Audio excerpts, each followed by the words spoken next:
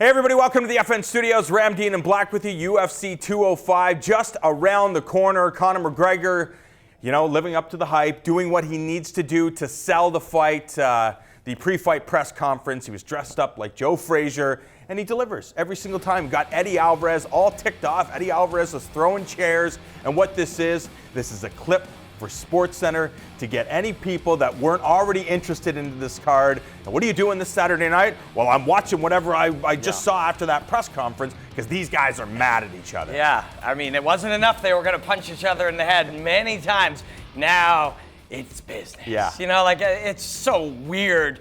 It was always been marketed that way. We don't have to pretend that's a reality. The fight will be the fight. But it is what it is. Media is how it is. But Eddie didn't throw chairs. He just kind of lined it up over there, and Conor sort of freaked out. Although, that felt like a bit of an act to me. That throwing the can up into the stands, that was a guy snapping, and we didn't like that. Some people love that kind of crap. I don't.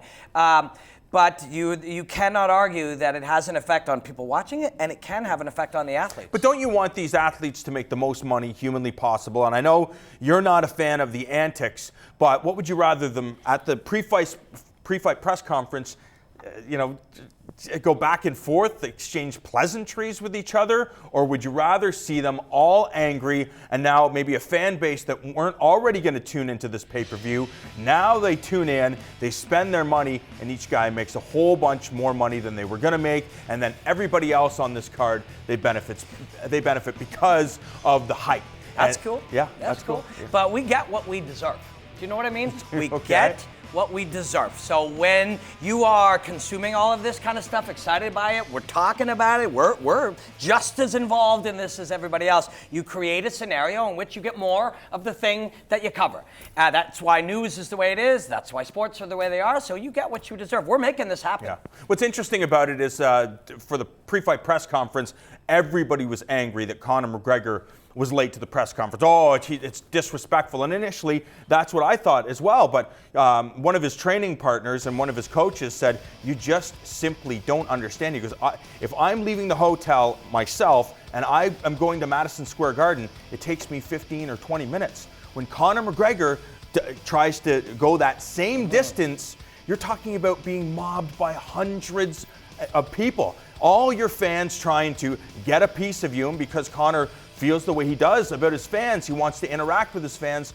Unfortunately, that's what happens when you give the fans your time. You're going to be late for things. And, I think this is the right thing to do. Yes, you're there for the press conference, but at the end of the day, you're trying to satisfy your fans. Yes, but then leave a half hour Sure. earlier.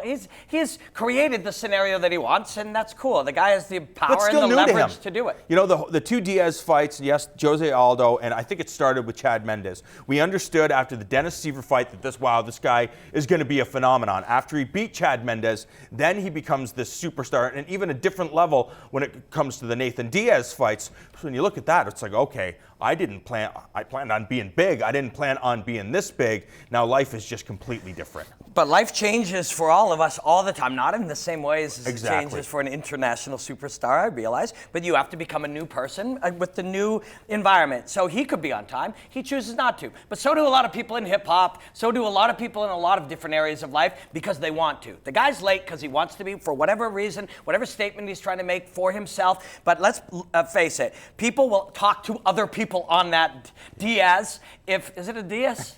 They'll talk on that stage. They'll talk to some of the other guys if Conor's late. If Conor shows up there, they ain't getting talked to, so they shouldn't bitch. That's the reality. And Conor McGregor, already one of the biggest stars, if not the biggest star in mixed martial arts. Can you imagine what happens if he becomes the two-division champion in the UFC?